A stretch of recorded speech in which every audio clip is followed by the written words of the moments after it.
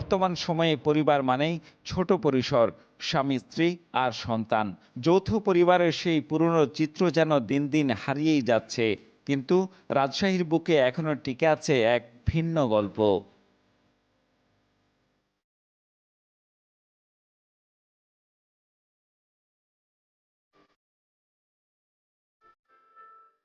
একটি পরিবার যেখানে ৫ প্রজন্মের মানুষ বাস করছেন একসাথে। শুধু একসাথে থাকা নয়, ব্যবসা বাণিজ্য, সংসার, সুখ দুঃখ সবই ভাগাভাগি হয় এজমালি তহবিল থেকে। ভাঙনমুখী সমাজে এ যেন ভালোবাসার দৃঢ় বন্ধন।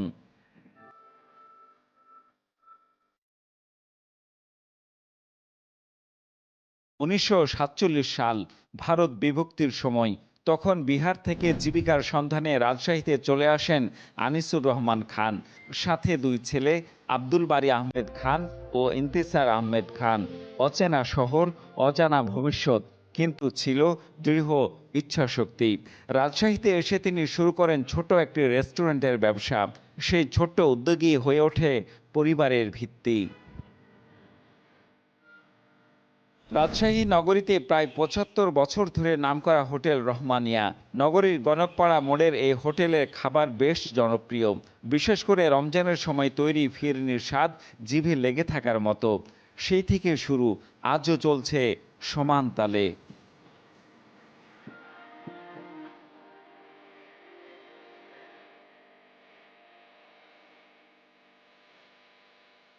বাবার মৃত্যুর পরও ২ খান পরিবার কিংবা ব্যবসা আলাদা হয়নি। বারী খানের ৮ ছেলের পরিবার ও ইন্তিসার খানের ২ ছেলের পরিবার এখনও একসঙ্গে। ব্যবসা বেড়েছে, বেড়েছে পরিবারের সদস্য সংখ্যা, কিন্তু ভাগ হয়নি। আমরা ২ চাচাতো ভাই সহ আমরা ৮ ভাই, মোট ১০ জন ছিলাম। এর ভিতরে আমার নিজের ৪ ভাই মারা গেছেন।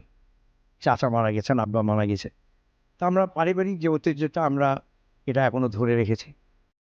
সময় বদলেছে, এক প্রজন্ম থেকে আরেক প্রজন্মে হাত বদল হয়েছে ব্যবসা, আর সেই ব্যবসা পরিচালনা করছে পরিবারের চতুর্থ প্রজন্ম। রেস্টুরেন্টের রান্নাঘর থেকে শুরু করে হিসাব নিকাশ, সব জায়গাতেই পরিবারের সদস্যদের উপস্থিতি। সংসারেও একসাথে। আনিসুর রহমান খানের ছেলে, নাতি, নাতির ছেলে, এমনকি তাদের সন্তানদের নিয়েও এখন প্রায় ৫০ সদস্যের পরিবার। তাদের সবার বাস এক ভবনেই। বাড়িতে মিলিত হলে একসঙ্গে খুনসুটি আর আড্ডাও জমে দারুণ। আমার আব্বা, দাদা, এরা সবাই আর কি আমাদেরকে একটা শিক্ষা দিয়ে গিয়েছেন যে আমরা যেন কীভাবে একসঙ্গে থাকি আর। তো সেই হিসাবে আর কি আল্লাহর রহমতে আমরা যে এখন পর্যন্ত যেটা আছি, আমরা ভাই ভাইদের মধ্যে তো ধরেন যে কিছু হলো, তো সবাই কিন্তু কাঁধে কাঁধ মিলিয়ে, গলায় গলায় মিলিয়ে চলি আর কি। স্বাস্থ্য ভাই ৮টা, আমরা ২টা। আমরা যখন জিজ্ঞাসা করছে ভাই তোমরা কয়টা, আমরা বলি আমরা ১০ ভাই। হিংসা কোনো জিনিস না, বউদের ভিতরেও নাই, কোনো কাউরের ভিতরে নাই। আমরা কি করছি আমাদের বউয়ের কোনো মানে এতে জানা, আপনার তোমাদের কি লাগবে, তোমাদের কি প্রয়োজন, সেটা আমরা করি। বর্তমান সময়ে একক পরিবারের সংখ্যা বাড়ছে দ্রুত, কিন্তু এই পরিবার বিশ্বাস করে একসাথে থাকার মধ্যেই রয়েছে শক্তি। সুখে দুঃখে একে অপরের পাশে থাকার এই সংস্কৃতি তাদের পরিবারের বন্ধনকে করেছে আরও দৃঢ়। এটা আমার চাচা, উনি ইন্তেকাল করেছেন। উনার সবচেয়ে মজা হচ্ছে আমি চাচার কিন্তু পাঞ্জাবি বন্ধু পড়েছি। পরিবারের যদি আমার বাচ্চারা যদি সুশিক্ষাটা নিতে পারে, ইনশাআল্লাহ তারাও চেষ্টা করবে ধরে রাখতে পারবে। এই পরিবার শুধু ঐতিহ্য নয়, তারা তৈরি করেছে ভবিষ্যতের গল্পও। নতুন প্রজন্ম ধরে রাখতে চায় এই যৌথ পরিবারের ঐতিহ্য। আজকের ব্যস্ত সময়ে যখন পরিবারগুলো ছোট হয়ে আসছে, তখন রাজশাহীর এই পরিবার দেখাচ্ছে ভিন্ন এক পথ। একান্নবর্তী পরিবারে বউ হয়ে আসা নারীরাও ধরে রেখেছেন ঐতিহ্য, পারস্পরিক সহমর্মিতা আর ভালোবাসার বন্ধন। ভাসুর, আমার শাশুড়ি যেভাবে আমাদেরকে শিক্ষা দিয়েছে সেভাবে আমরা চলতেছি। যতই বলি হাজবেন্ডকে যে এটা হচ্ছে বা ওটা হচ্ছে, ইনারা কানে কিন্তু নেন না। যেটা বিজনেস পারপাস ওটা বাইরে রাখেন। ফ্যামিলির ইস্যু সেটা ফ্যামিলির মধ্যে থাকে। যেই রান্নাই করি না কেন সবাই সহযোগিতা করে সব রান্নাতেই। এই কারণে আমাদের সব ইজি হয়ে যায় আর কি এই জিনিসটা। কারোর মধ্যে কোনো জড়তা নেই। যখন আমরা করি পিকনিক বলি, একসাথে পার্টি বলি, সবাই যে যেভাবে থাকে সেভাবে তার সাথে চলে আসি। গল্প করা, কথা বলা, টাইম পাস করা, এগুলো আমাদের মধ্যে একতাটা, বন্ডিংটা খুব বেশ ভালো। আমার হাজবেন্ড যেটা করে, আমাকে যেটা দেয়, আমাকে যেভাবে রাখে, আমি সেভাবেই হ্যাপি। খান পরিবারের শ্বশুর শাশুড়ি, দেবর ভাবি কিংবা ননদ যা, পরস্পরের সম্পর্কটাও যেন বন্ধুত্বেরই। আমার দেব আমার ভাই, ননদ আমার বোন, আমার ওইভাবে কেয়ার কাটা সবকে একরকম। তো ননদরা আছি বোনদের মতো, যারা দেবর তারা ছোট ভাইয়ের মতো, হ্যাঁ ভাসুর যারা ছিলেন তারা মনে করেন বাবার মতো ছিলেন। অনেক ভালো আমাদের সম্পর্ক, ভাবি ননদেও মনে হয় না যে আমরা ভাবি নন। আমি ছোট্ট, সবার ছোট্ট বোন। যদি আমরা কারোর বাচ্চাকে শাসন করি, কি আমরা সবাই মেনে নিই, হয়তো কারোর সঙ্গে কিছু হচ্ছে কিন্তু সেটা পরক্ষণে মেনে নিই, এটা আমার ভুল ছিল। আনিসুর রহমান খানের ছোট্ট উদ্যোগ থেকে শুরু হওয়া গল্প আজও বয়ে চলেছে 5 প্রজন্ম ধরে। একটি পরিবার যেখানে সম্প্রীতি আর বন্ধনই মূল মন্ত্র। তারা কেউই এখনো আলাদা হওয়ার কথা ভাবেন না।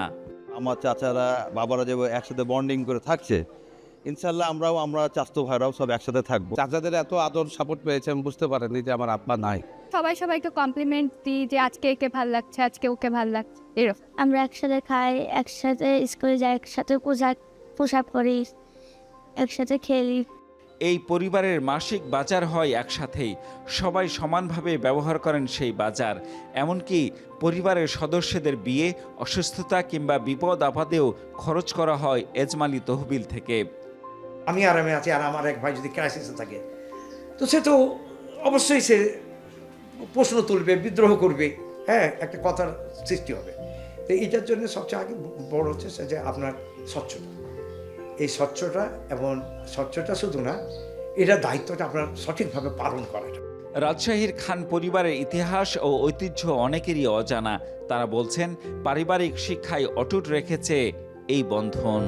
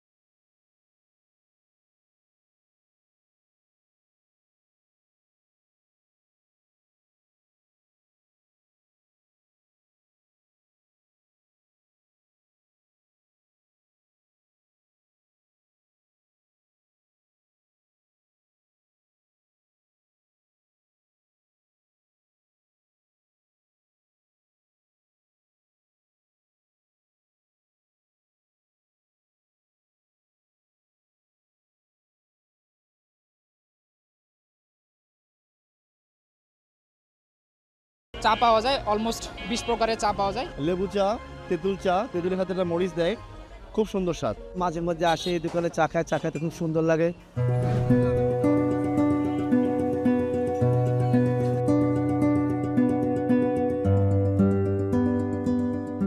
সাধারণ একটি চায়ের দোকান, কিন্তু এর ভেতরে লুকিয়ে আছে অসাধারণ এক বন্ধুত্বের গল্প, সাথে দায়িত্ব আর মানবিকতার দৃষ্টান্ত।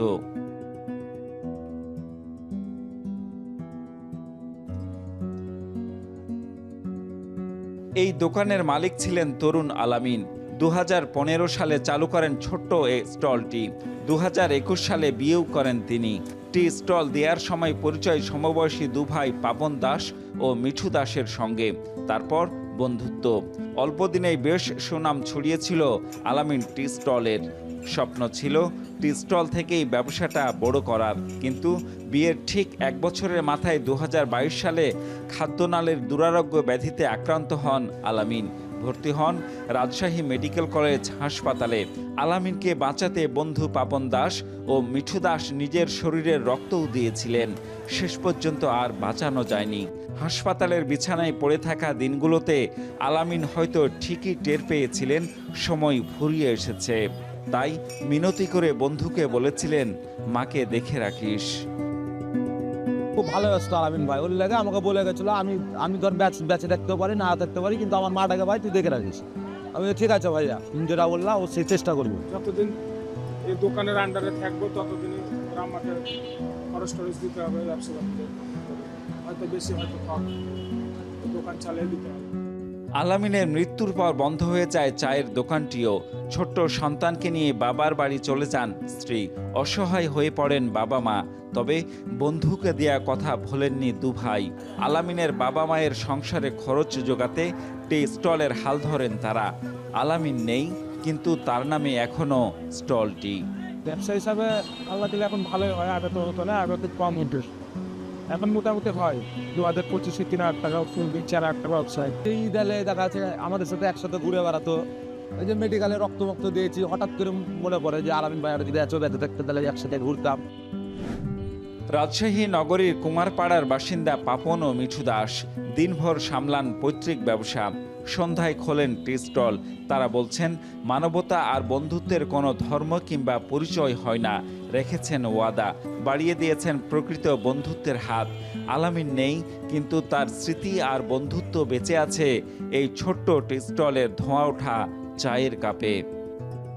হিন্দু মুসলমান কিন্তু আমি এদের মধ্যে দেখিনি। এরা দুই ভাইও কিন্তু অমায়িক, চরম অমায়িক, এবং স্টিল তখন থেকে এই পর্যন্ত তারা তার ফ্যামিলির যেটা পার ডে এখান থেকে ইনকাম, এই ইনকামটা তারা পৌঁছে দেয় বাসায়। নগরীর বড়কুঠি এলাকার হত দরিদ্র পরিবারের সন্তান ছিলেন আলামিন। দিন শেষে চায়ের দোকানে যা আয় হয় অর্ধেকটাই তার বাবা মায়ের হাতে তুলে দেন দুই বন্ধু। গত কয়েক বছর ধরেই চলছে এ নিয়ম। ওরা দোকান খুললেই ধরেন আমাকে টাকাটা দেয়, আর না দোকান খুললেই বলে যে আজকে টাকা নাই। যেহেতু দোকান না খুললে তো ঘুরেই চলে আসে ওই, আর তো ওদেরকে রিপিট করে না। আর দোকান খুললে 250-200 টাকা করেই দেয় আমাকে। 3 ফুট 4 ইঞ্চি উচ্চতার সেই মাসুরা খাতুন, আলোচিত, আলোড়িত, সংগ্রামী ও আত্মবিশ্বাসী। নিশ্চয়ই এই নামটি অনেকেরই জানা। বিশ্বের দ্বিতীয় আর এশিয়ার ক্ষুদ্রতম মা তিনি। এখন কেমন আছেন মাসুরা? জানবো সেই গল্পই।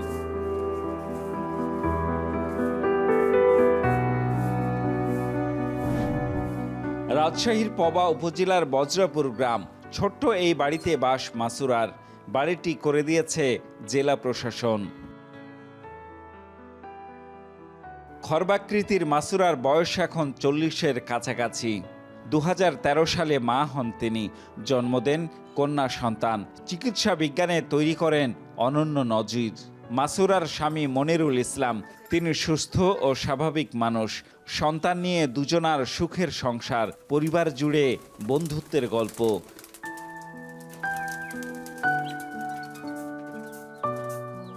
যদিও মাসুরা ও মনিরুলের এক হওয়ার পথটা সহজ ছিল না। 23 বছর আগের কথা। গাইবান্ধা থেকে রাজশাহীর পবায় ইটভাটায় কাজ করতে আসেন মনিরুল। পাশেই ছিল মাসুরার বাড়ি। তারপর জন্মায় অদ্ভুত মায়া। প্রতিদিন এই দেখতে দেখতে দেখতে দেখতে আমার মনের মধ্যে এমন একটা আগ্রহ জাগিয়ে গেল যে এর মতন একটা মানুষের মনে হয় জীবনে বিয়ে করতে পারলে আমি সুখী হতাম। এরকম একটা আমার মনের মধ্যে একটা আগ্রহ জাগিয়ে গেল। তো আমার সাথে আরও 4-5 জন কামে আসছিল। তো আর জিজ্ঞেস করলাম যে আমি যদি একে বিয়ে করি কেমন হবে গো? কী বলতো আমাকে জানেন? বলছে আসলে রে তুই পাগল হলে তুই বিয়ে করতে চাবি না। মাইসে কয় এর সাথে এটি সম্ভবই না, বিয়ে হইতেই পারে না। কি আমি ছোট আর তো বড় মানুষ, এটি কোনোদিন সম্ভব হবে? তাই বলে। তো এখন আমাকে হলো পুলিশে বলছে, বাবা তোমার তো বিয়ে হবে, তো তোমার যদি এর বাড়ি নাই ঘর নাই কোথায় থাকবি?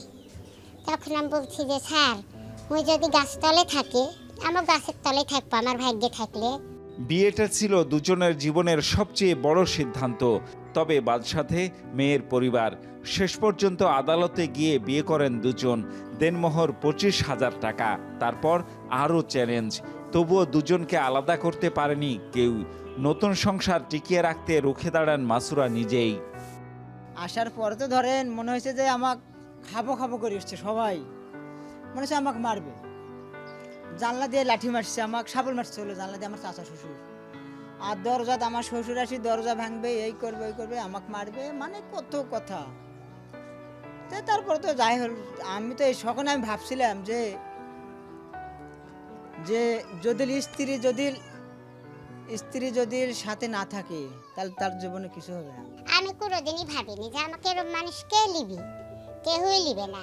আমি এত ছোট মানুষ, এরকম মুসলমান, সে কে লিবে আর আমার কি বিয়ে হবে এরকম চিন্তা ভাবনা করিনি কোনোদিন। আল্লাহ আমাকে একটা সন্তান দিবে এই চিন্তা ভাবনা আমি কোনোদিন করিনি।